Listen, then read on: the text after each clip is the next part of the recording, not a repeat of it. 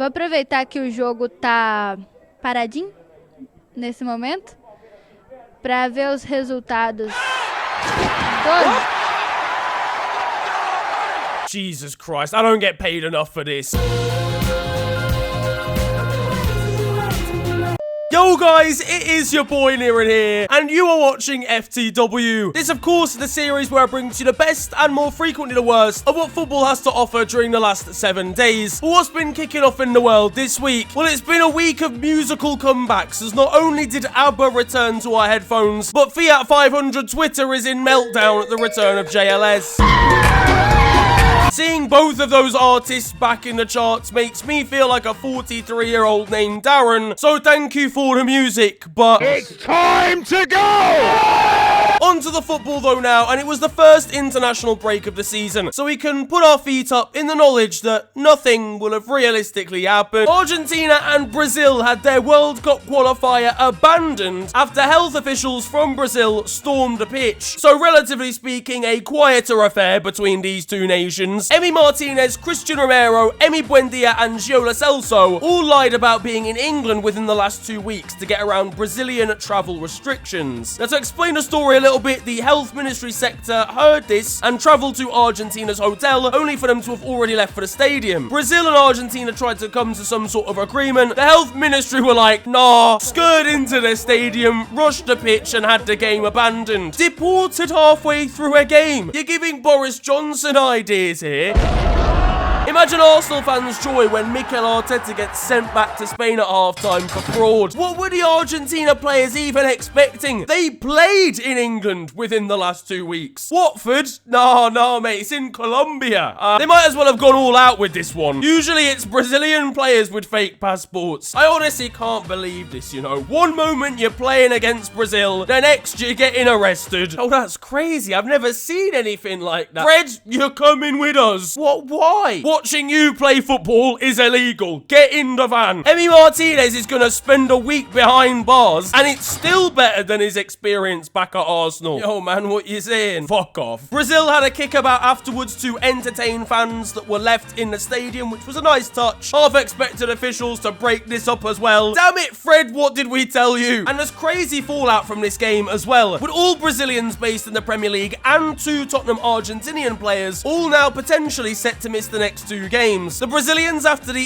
FA invoked a 5-day international playing ban for the players whose clubs had stopped them travelling out, and for Lo Celso and Romero due to quarantine reasons. Combined with injuries to Son, Skip and Bergwijn, Tottenham are now muddied. Fans are going to be watching for even a 3mm displacement of Harry Kane's ankle against Poland. Liverpool are without Alisson versus Leeds, but if Leeds play Rafinha and we play Alisson, we'd both win 3-0 by forfeit. And at City, with Edison now banned and Zach Steffen with COVID, Scott Carson's in for their next fixture. The scenes when he's 18-0 down, but Scott's arthritic hands make a save. How do you like me now? You might as well stick Kyle Walker back in between the sticks. But there's no such problem at Manchester United, who don't even have to worry about playing Fred in midfield. In Hungary, and England took more big steps towards World Cup 2022 qualification. Goals were scored by Raheem Sterling, Harry Kane, Harry Maguire and Declan Rice, but it was overshadowed by fan disruption and ultimately racism from Hungarian ultras. Declan Rice's response was to drink from cups thrown at England players. Lingard was not that impressed, but I am. It's a shithousery award for the West Ham midfielder. English culture is to have a pint thrown at you at terminal velocity and still drink it. A Declan Rice statue is in fact needed. Imagine it had been a strong drink. If that's Hungarian alcohol, he's trolleyed for the last 30 minutes of the game. Hi, yo, listen, Raza, play me in, fam. Bro, the game ended 25 minutes ago. Jack Grealish followed suit, drinking from one for the 3rd goal. That wasn't even a Hungarian, that was just an angry Aston Villa fan. It's just a shame that inevitably nothing will be done about this whole situation. They'll get a minuscule fine and none of the ultras that did anything will get banned whatsoever. Giovanni, I'm just gonna stop you there. I think there's been an incident of racism at the Hungary game, man. Oh, mad.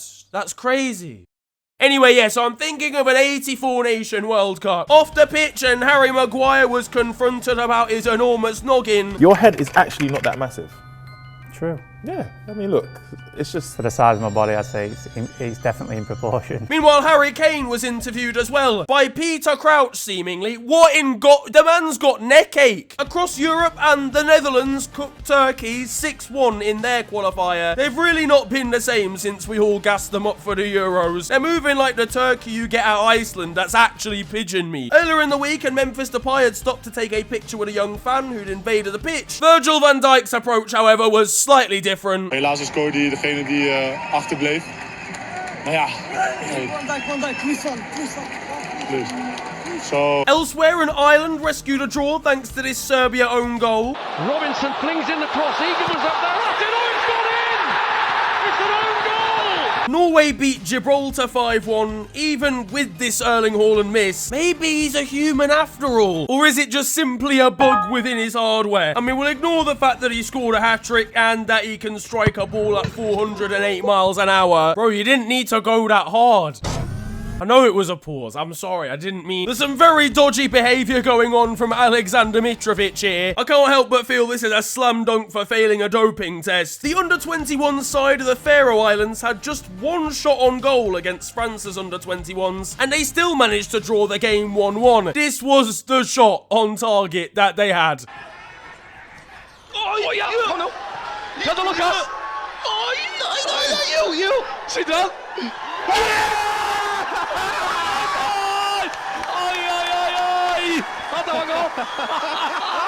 But at least you could see that one though, because over at Uganda versus Mali, and one fan decided to stand directly in front of the camera that was showing the main feed of the game, and not only that, looked unimpressed when he was told to get out of the way. Big man, can you play? I want to see the game, and I want to be a billionaire. We cannot just have everything that we want in life. Why are you a cameraman anyway? You could have been a doctor. For crying out loud. Hello all, and welcome to the beautiful game, the segment where we take a look at the poetic and brilliant side of the game that we love. We are back by popular demand for yet more glorious beauty. Deve ser o último lance do primeiro tempo em Florianópolis. Andrei, que isso? O Andrei, é você ou é o Morato? Quem é que bate? And that concludes the beautiful game. Back in the UK, and Nike have released Liverpool's third kit, and it looks like I'm about to order a chicken legend meal. Arsenal played Brentford in a behind closed doors friendly and beat the West Londoners 4-0. Could you not have done that 3 weeks ago? Do it in front of doors, lads. Then we'll speak about it. I'm convinced it didn't actually happen. They're just making it up for the content. Oh, yeah, no, my girlfriend, she doesn't go here, actually. It's a different college, you see, because they actually played FC United of Brentford instead. It's all well and good winning a friendly, but you can't add 3 points to the league, Mikel. This guy is the face of a soccer manager game, you know. I can only imagine there's no actual management involved. Achievement unlocked. First fight with Matteo Guendouzi. Norwich haven't won a game in London in like 58 games or something. There's a record for it. You just know this is Mikel Arteta's time to shine. Just arrest him again. Meanwhile at United, and the first pictures of Cristiano Ronaldo in training have emerged, and he's now had a chance to meet his teammates and play with them for the first time. He already knows it's a lottery if he gives the ball to Anthony Martial. And he was pictured with his former teammate and now, of course, Manchester United boss Ole Gunnar Solskjaer. Man, he doesn't want to be ordered around by this personal trainer. Look at me, sure. I'm the captain now. Elsewhere in England, we've got this dad with a spectacular bicycle kick in his front garden.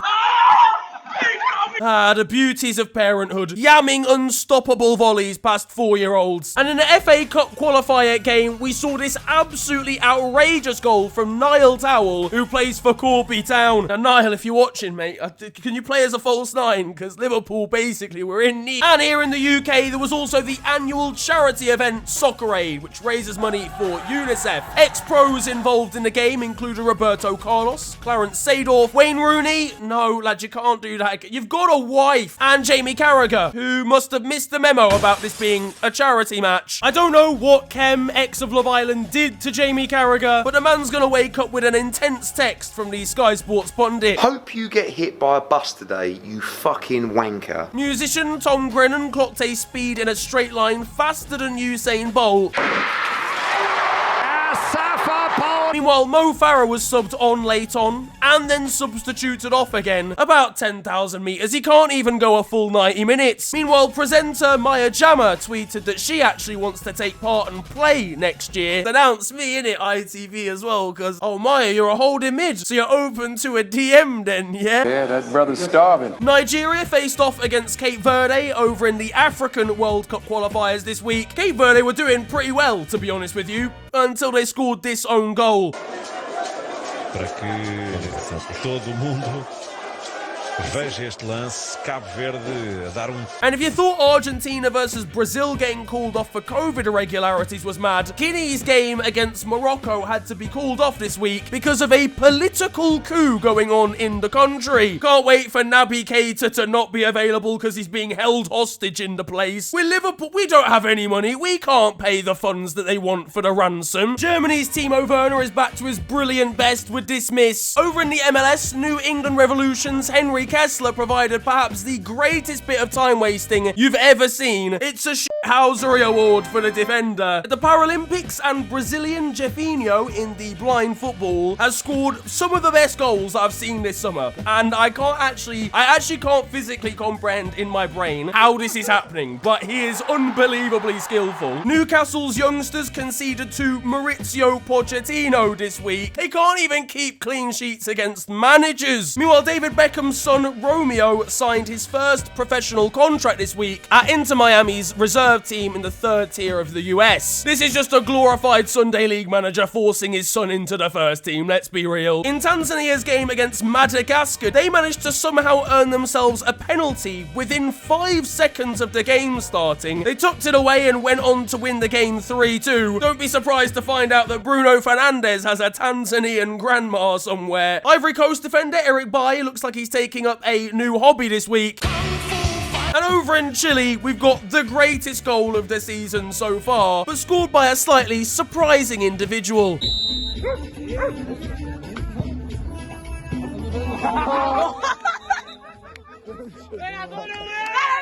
Give him the Wolfsgasse Award right now. Listen, I'm not proud. Now that it's time for the moment you've all been waiting for, because over in Romania, how does this country provide such good stories all the time? We're dipping down to a semi-professional side this time, in the form of ASFC Pucaya, and they are currently under investigation and could receive serious sanctions from the Romanian FA because 10 of their players received fake COVID vaccination certificates from a doctor who happens to be the wife of the club's president. The president, I'm guessing, is an anti-vaxxer and has basically ordered his wife to pretend to vaccinate his side so that they could play games against other teams in the country, which is absolutely wild. Back in America, and first of all, we've got some brilliant skills from a resident cameraman. And in the USL, in a game between Memphis and Birmingham Legion, having been 2-1 down going into injury time, Raul Gonzalez in the 96th minute scored this unbelievable goal to win Memphis the game overall. Cue ridiculous scenes from players and fans alike. In Brazil, and a new signing by the name of Roger Guedes has chosen his new number for the club. It's number 123. Yep, it's a 3-digit number, and they've already had to confirm with like referees and stuff that will not fit on a substitutes board. They're either going to have to put 12 up for him or 23 and then tell him he's coming on or off. And continuing on the theme of numbers, Russian side Lokomotiv Moscow retired their number 10 shirt for former club legend Dmitry Loskov, who has the most appearances and goals for them, only to take that number out of retirement for Chelsea loanee Tino Anjorin. I hope he's worth it. Dear Lord. Now that it's time for Still 0-0, and you guys know the score by now, this is a segment of the show where I bring to you the best of Sunday League and amateur football. Now, you know what Still 0-0 is usually. Either incredible footballing ability or violence. This week, it's violence. And it's over in Indonesia, where clearly tensions are boiled over, to the point where there's not only one WWE challenge coming in, there's a second as well. Aduh. Hati-hati. Kencang saya benturan tadi jatuh kepala. Sorry Murata, gagal. Oh. Wow, mulai terlihat Muriko.